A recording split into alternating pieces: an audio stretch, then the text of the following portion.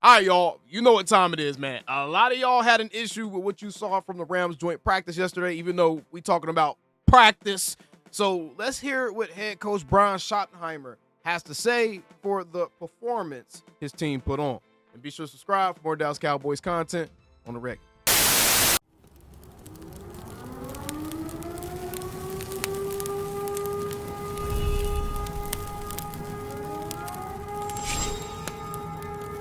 Man, shut your up.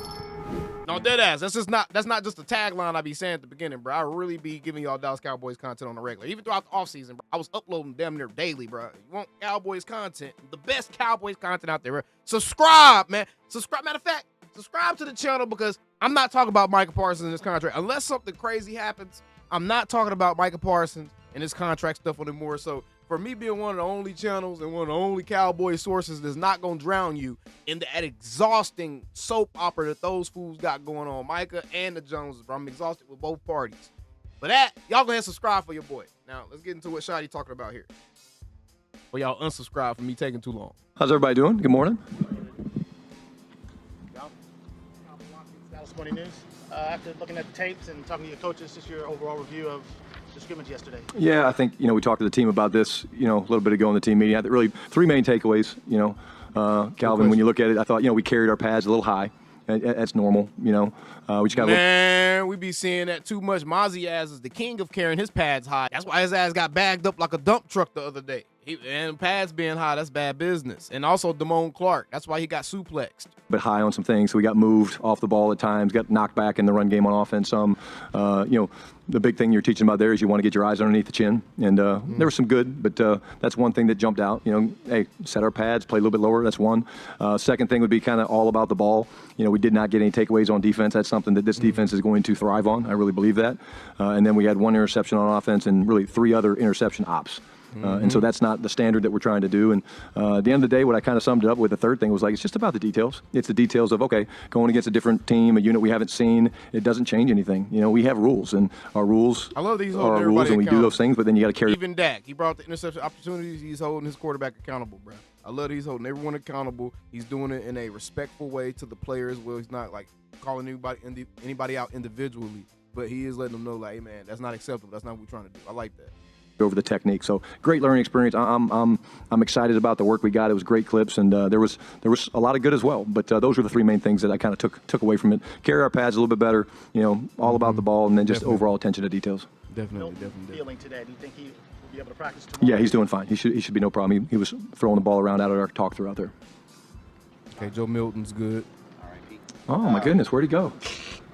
Pour some out for him. Should we pour a little something out for him? Pour a lot out for him. Yeah, we just pour a little. Yeah, long night. I Shotty know where he's crazy. going, man. I haven't found a good spot to go to yet. Shotty crazy, bro. Someone said something. Hey, write that down. I like Shotty, bro. Archer of the ESPN. You mentioned carrying the pads a little high. Does that make you adjust your plan of, hey, get the guys more in pads? I don't know what the rules that allows it or not. No, again, Todd, I don't read too much into it. Against the first time. If y'all see a booger, that's y'all fault. Y'all looking too hard. I think my nose hair is acting up, but I'm recording, so I ain't got time to be stopping this bud. I'm doing it. It's part of the process. We will be in pads tomorrow. But no, it doesn't. Again, like I'm not overly concerned by it. It's just a reminder. You're going. For example, JT caught a ball off a little check down. He was kind of running, and it was thud. And so the Rams guy came, and JT was kind of relaxed a little bit. Yeah, he got thudded. And so it's more of that. I'm not concerned. It won't change. I'm so glad that he's pointing this type of stuff out, bro, because the actual football people out there, that's the type of stuff we paying attention to. We like, bro, Jalen Tolbert, why did you get slung across the field like this? I said it yesterday, bro. I'm seeing way too many Cowboys getting slung everywhere. I'm seeing dudes get popped. I need to see some heads rolling for the Rams. I didn't see them do that to the Rams not one time. That type of stuff right there, I'm so glad he pointing that out, bro. It's what we're doing. When we work in pads, it's usually very physical, but I think it's more just first time. They're amped up. They're excited about competing against somebody else, and easy correction. When we were out here years ago, Parcells, they'd have meetings every night basically about the 53, and then Mike told us he would never have meetings about the 53. What's your view on that? How often are you guys talking about the 53? Well, number one, as a staff, we talk about it every day. And you can't do the compete every day mantra and not do that, because if you're not talking about it every day, how do you move guys from third team to second team to first team, all that stuff. So like we talk about it every day. Hey, Shotty dropping bars right here, bro. Hey, Big Mike, man. Schotty, this is the second time probably in about the last 3 interviews I want to say, because I heard it in another interview where it was kind of like he has a very stark difference from how Mike does things, and he has a very good reason for why he has that difference, bro. And it does kind of call into question like, damn, Mike, that was hypocritical. You can't be talking about compete this stuff and you're not weighing the actual 53-man during the competition period of camp. That don't make sense. Usually I talk with ownership and Will McClay every day about it. To get into big settings and have big, long conversations. We'll do that today. We'll, just because coming off the scrimmage yesterday, getting ready for this game. But I would say it's an ongoing process, that we do, every day, but it doesn't have to be everybody sitting in a room. So my point is, bless you. The point is, there's different ways to do it, Todd, and we kind of do it more individually, me, one-on-one with other people, Will, Stephen, Jerry, whatever it is, and then, we'll have a bigger one today. And then usually after most preseason games, you have a sit down where you just evaluate the game and how it went, and hey, we did this well, we need to improve this. Healing my football soul. These are some of the main takeaways. I'm exhausted with the Jerry and Michael stuff. And I haven't even been caring. I'm good question. From hearing about it. I'll give myself a C, maybe a C minus. Just we didn't have as much success, but I also had a lot of bullets I didn't use. I actually screwed myself up. I got pissed, so I called. That was a great question, great response. Success. Great question, great response. Oh, good question. I'll give myself a C. So they pretty much asked him to grade himself based off of like how he did in his first joint practice with the Rams yesterday. Maybe a C minus. Just we didn't have as much success, but I also had a lot of bullets I didn't use. I actually screwed myself up. I got pissed, so I called the bomb. I called the bomb. I wasn't supposed to call the bomb. The coach was like, "Really? I thought we were leaving that out." I was like, I kind of got pissed off. Hold on, is that when Joe built through the 65-yarder to Jalen Brooks? Schotty petty as hell. That's the type of stuff I like to hear, bro. I want my head coach having that dog in him. That's what you call the Mamba mentality from the coaching position. That's as close as you can have to a Mamba mentality from the coaching position. You're like, oh, no, I'm pissed off. We about to go for the net. We going for the gusto. I like that, bro. And so, we do have those plays. Just so you guys know, we have those plays. But literally, I did that, and I was like, man, that felt really good. But shit, now they know we have that play. So, yeah, I was like the squad, just okay. I thought, again, both guys did a really good job. I'll start with Nate. I mean, he had the tough matchup, against Verse. And, again, we showed a clip this morning of him doing a really great job. He kind of jumps, he jumps at him and got his hands on him. He's so big and long, and he's a strong man. But I thought he did a really nice job. And I see Book making steps every day to get better. The power is there for sure. The big thing with him that he's working on is sometimes when he's setting out on a wide 3 technique, he gets into good position relative to position to the defensive tackle, but he keeps moving. And so we just got to get him to be a little stronger with his inside foot. But I would say both guys had, number one, great work, terrific amount of reps, but I thought they both did a nice job. Football stuff, man. Tommy Yarsh, DallasCowboys.com. When you look back at some of the things, actionable techniques to work on. You feel like the blocking was Coach there, would you feel answer. like the running backs were doing their part, or you feel like there's maybe some more steps you can take? No, it wasn't a great day for us running the football. Tommy, it wasn't.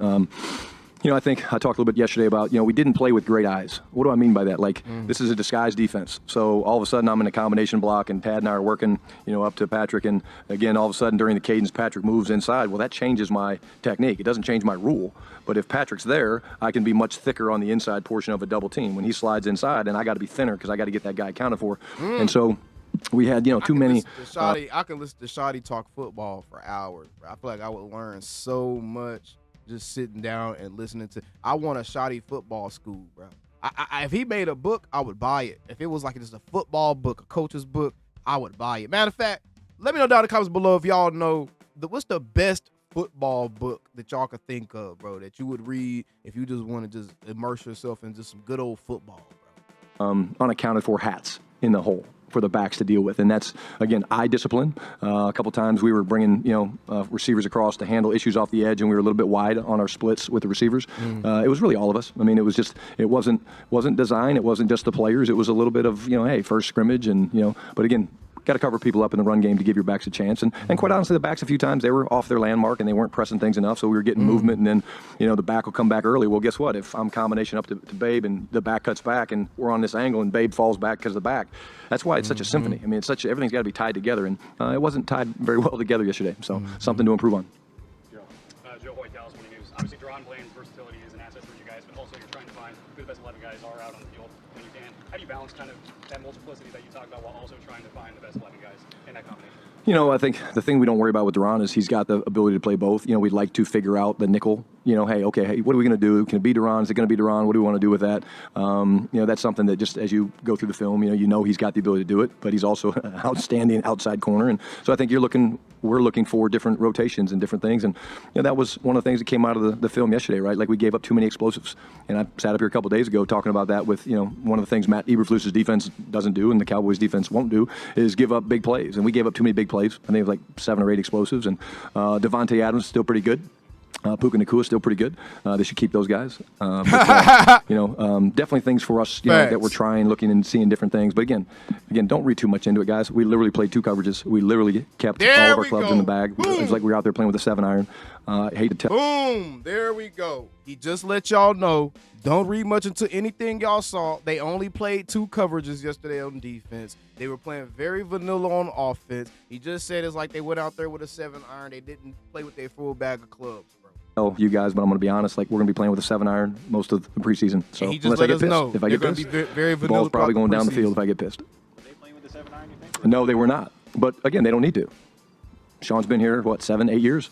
You know, people know who Sean is. You know, I mean, they don't know who we are. They don't know what our defense is going to look like. You know, they were gaming us and doing things, which is great. You know, we need those things. Man, cerebral head coach. Keep the element of surprise on your side because that can carry you through a season, an entire first year of being a starting quarterback, first year being a coordinator, first year being a head coach.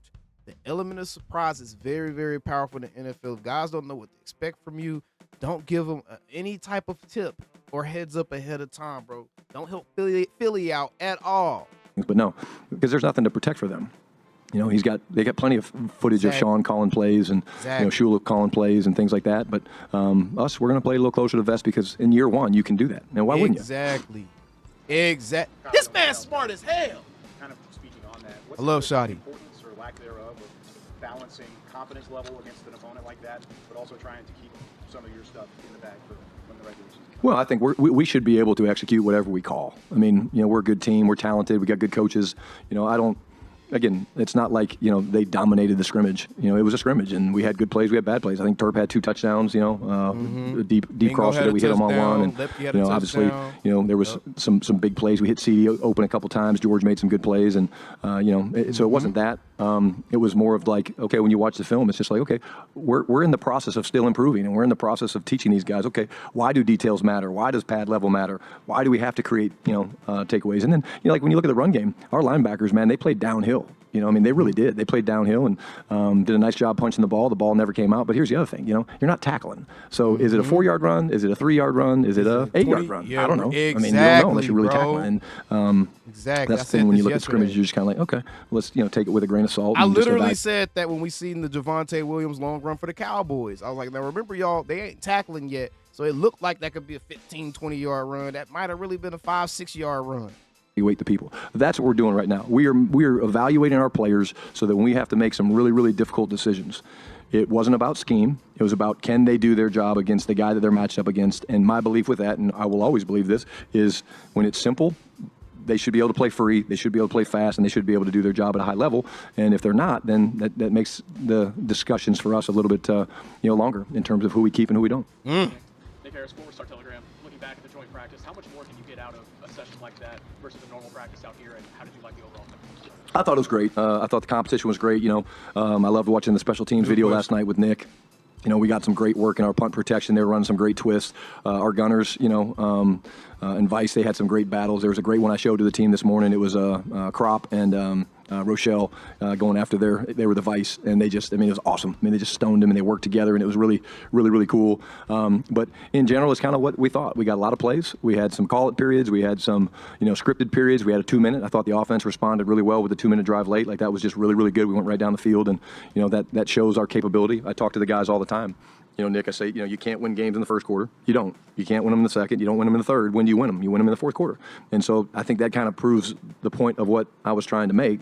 Yeah, we didn't have a great scrimmage per se, often back and forth offensively, boom. But then when the game was on the line, it's 23-21. We need to put a drive together in 2 minutes. We went right down the field. And so to me, again, there's so many great things to take away. And I told the guys this morning, I said, hey, guys, I'm excited. You know, you're going to watch this film and you're going to see we can get so much better, you know, but you got to love the process. You got to love the grind. I also you know, have to you give don't. myself a pat on the back. I've been doing a damn good job of providing y'all accurate depictions of what's going on out in Oxnard without being out in Oxnard. Pat on the back, AOC. I was very, very concerned and worried about providing y'all content without actually being able to be on scene. So this really kind of put to test my football acumen. So I had my bad. I had to pat myself on the back, bro, because every time I hear these guys like pretty much validating the things that I'm seeing, the things I'm discussing, kind of some of the just my own individual takes as far as my takeaways, bro. This is validating right here. I ain't gonna lie to you. Wake up in training camp on whatever the day is, Tuesday, Wednesday, Thursday, whatever the day real is. Stuff like I feel like Mike McCarthy, he wouldn't go into detail about the football stuff and what he's seeing and all that stuff. Like Schotty going into detail like this really lets people know if they're seeing the game the same way the coach is. Maybe not the right or wrong way, but the same way the coach is, right? So that's really validating to kind of hear him talk about some of these things. And you're like, hey, we're Super Bowl champs. It doesn't work like that. You have good days, you have bad days, you have so-so days, you have days you're a little sore, and you don't feel like practicing, but you have to keep doing it. Right. Anything yesterday kind of lead towards your decision on starters for the preseason, or is that still a work in progress? Yeah, it's still a work in progress. Again, we'll you know, there'll be a handful of guys that don't play, but you know, I would say there'll be some guys that play throughout the preseason. Don't just look at it with just the Rams. You know, we have a number of snaps we're trying to get for certain guys throughout the entire preseason. So I wouldn't read into it. Oh, who's playing against the Rams? Who's playing against Baltimore, Atlanta? There's more of a number. Okay, in these 2 or 3 games, how many snaps do we want for this guy? Okay, and those numbers can change. That's why, again, when we look at it, you know, I'll share it maybe later in the week. You know, but for the most part, you know, those numbers are very flexible. Brian, you talked about game planning and keep it basic with your 7-iron. How different is game planning entering a preseason game, keeping it 7-iron versus regular season and doing all that? I mean, it's obviously extremely different because, you know, you look at your call sheet and you're like, okay, well, we're not showing this. It's amazing. I mean, if you're looking at 50 passes, you're going, okay, well, we'll show those 12. And you're like, there's 38 of them. You know, like, we're not showing these 38 plays. And you're like, no, we show them every day in practice. So we don't need to show them to the world, you know. Vic Fangio probably has people out here with cameras watching our practice right now. You know what I mean? Like, that's part of the deal. But yeah, to me, it's very different. You know, like that's funny when as you were hell. getting 3-4 work, we needed 3-4 work. We want fans they've been seeing rolling up in that joint. You know, I think the Rams are one of the best dual running teams in the league. Their toss crack games are great. You know, so there's things we can learn. I mean, the big run that they hit, you know, they got the edge on us. We didn't do a great job popping the crack block, which is the first block, and then we went underneath a couple blocks, and that's a recipe for disaster in the run game. But for the most parts, you know, like I said, the linebackers are playing downhill, and we're not tackling. So, but it's very, very different. It's much quicker when you're not showing your stuff.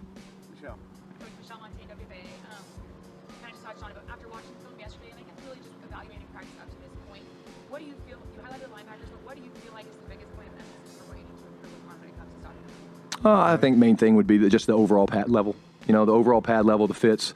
Flou says it all the time. When you guys get a chance to talk to him, he'll say it again. No house guest. You know, when you're playing a team like really us and like the Rams, when you're in cut splits and you're cracking safeties, the corners have a huge piece of the run fit because when the receiver goes to block the safety who's down tight, the corner's got to close the distance. And we did a really good job of that yesterday. There's some fundamental things we need to clean up with keeping your outside foot up and playing with great extension and things like that. But again, we're not tackling. So it's like, oh, did Kyer make that play? Yeah, he probably did. But, you know, we're not tackling guys to the ground. But just the symphony is the best word I can think of right now on Little Sleep of the run game stuff. You know, both running the football, blocking scheme-wise, and then fitting the runs and all that stuff. It takes a lot of orchestration and time, and different than when you throw a ball up to an elite receiver on either side, they make a play. Not that doesn't take timing, it does, but sometimes dudes just are dudes. Okay. And that is the end of Brian Schottenheimer's press conference, ladies and gentlemen. That honestly made me feel a lot better. I wasn't feeling bad per se about the joint practice or anything, but when you see certain things, just kind of hearing what he showed, what he didn't show, kind of his approach he's taking, it helps you understand what you're seeing even more, right?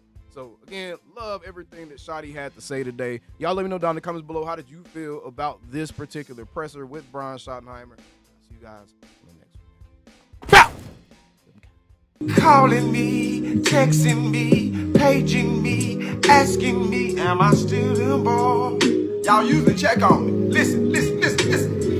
I'm still them boys. Hey! Woo! Oh, shut up, my boy. Hey! I'm still them boys.